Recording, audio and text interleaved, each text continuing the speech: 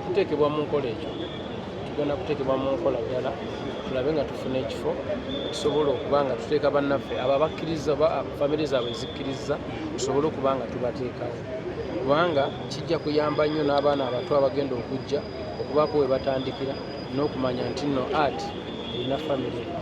y'omuggulu. Oluzadde bwe ki mukulu Alex byalese industry? Alex kyalese byebyo byakuliyetinze okuva mu bwongo bwe n'abiteekawo nga bw'owulidde Yellow Bananas n'emizannyo emirala mingi nnyo n'ebigambo n'okusomesa n'okuba ng'asomesa abantu perfection mu art, performing arts. Ekyo kibadde kikulu nnyo era abadde akigenderako nnyo n'okurespectinga rehearsals n'obutabba bakiraya n'obutabba bakasitoma nti abantu oba bategekedde kyobategekedde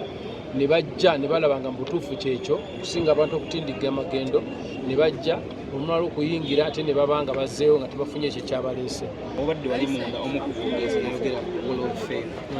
statement abadde agisindikiramu abakulembeze ate kati mwe musigaddewo nga ne mukulembeze munda kakati ekyo kyayogedde kikulu okujjukirwa kw'abantu kintu kikulu nnyo so tugenda kutuula nga abakulembeze tujja kwogerako ne baminisita abatwala creative sector tutuule amu ffenna nga abakulembeze tulabe engeri tuyinza okuteeka ebirowoozo ebyo mu nkola kuba bikulu. Recognition kintu kikulu era kyokola nsanyuse nnyo okulaba nga mu kifaananyi kiri mukulu abadde alina omudaali ogwamwoyebwa kinkoze bulungi nnyo nze ng'omuntu kibadde essanyu ebiseera ebisinga ffe ng'abantu bye tuba twagala recognition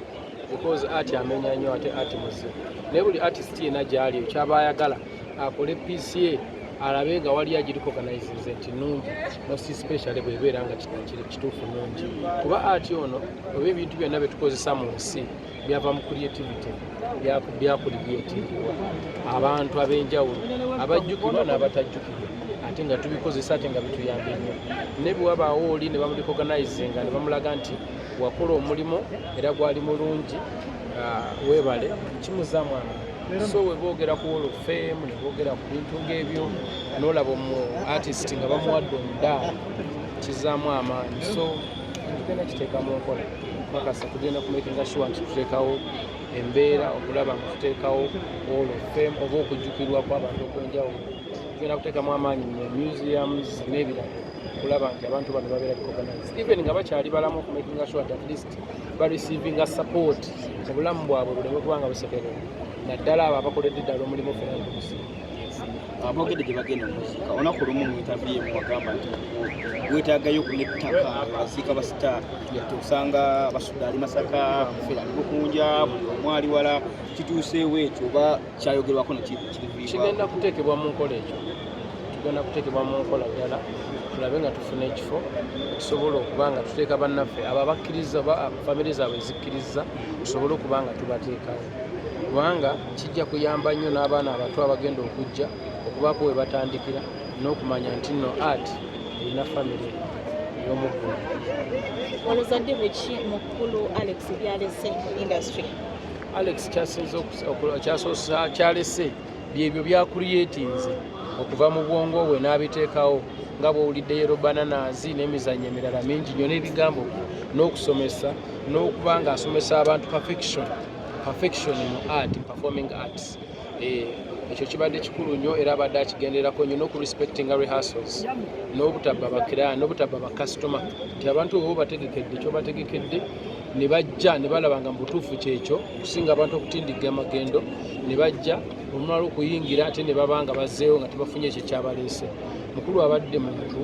aw'ekigambo kye ate perfectionist naddala ng'ayita mu kuwa rehearsals ekitiibwa. Ng'omu w'amagezi wa president mukulu yakolebwa stage theatre zino ate nga gwe mukulembeze bo okavalinga byonna agenza okuva mu bulamu bw'ensi osobora bubi nga theatre egudde kuttaka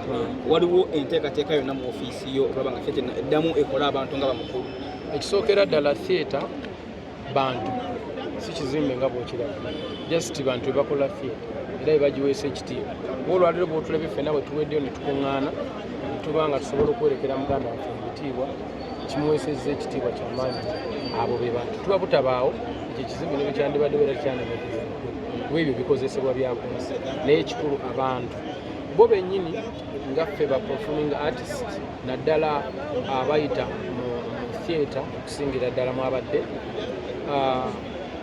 beetaaga ne baddamu ne batuula ne beebuuza ebibuuzo ebiwerako lwaki theatre eri wano weeri era yatuukawo etya eyinza kuvaawo etya okulaga weerina okulaga tusobola okuba nga kitandikidde ku bo tujja kufuna mu ekituufu because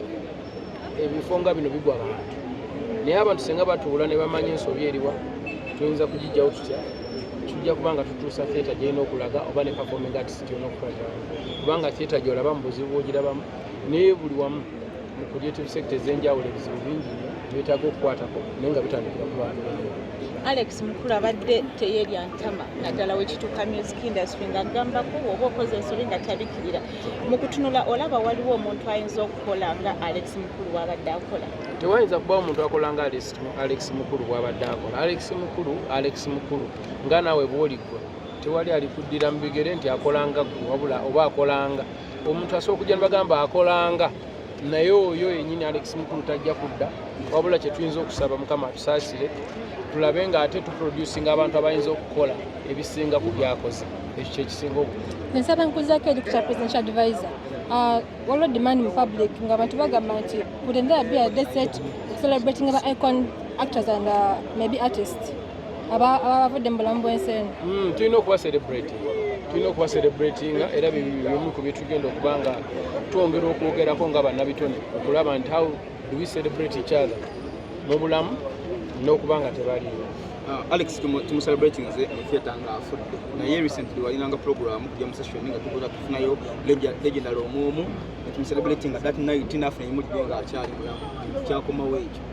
Kikyagenda mu maaso lwakuba tubadde twawumulamu tusobole okulisetinga tusobole okulaata ekintu ekiri beta nga bw'omanyi too much of anything is bad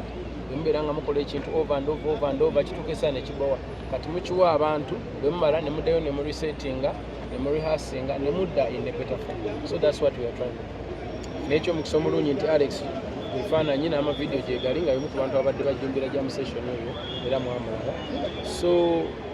tujja kubanga twongera okitwala mu maaso kuba tekituuka. Omugenzi yabadde agamba nti ekisinza okutta art ne music temuwaayo budde bumala oba busaana nti bo bakolanga emyaka 2 nga bakola rehearsals essaawa eno Muyimbi agenda mu studio n'afuna engomaawo n'afulumizawo oluyimba n'aluteerawo. Mutuufu twetaaga okwongeramu ku time ketuwa ebintu naye ate n'ekirala ensi yafunda edda obudde bwaliwo kati tebuliiwo nnyo nga bw'omanyi ng'abantu abamu we batandikira okukola ebintu bino nga ensi erimu abantu batono naye kati tugenda mu bantu emiliyoni ndowooza tulimu 5 so speed ne space ntono speed nyingi space ntono so abantu obudde bakozesa okuproducinga waaka buyinza okuba nga tebumala bulungi sijja bagamba nti kyebakola kituufu si kituufu naye obudde tebukyaliwo omuntu akyasobola kumala myaka 2 mu rehearsal ekyo tekisoboka kubanga obudde tebuliwo oba okitegeera naye kati abantu bangi abakola ebintu bangi so speed yeetaagisamu but still we need to be perfect in what we are doing. Thank you.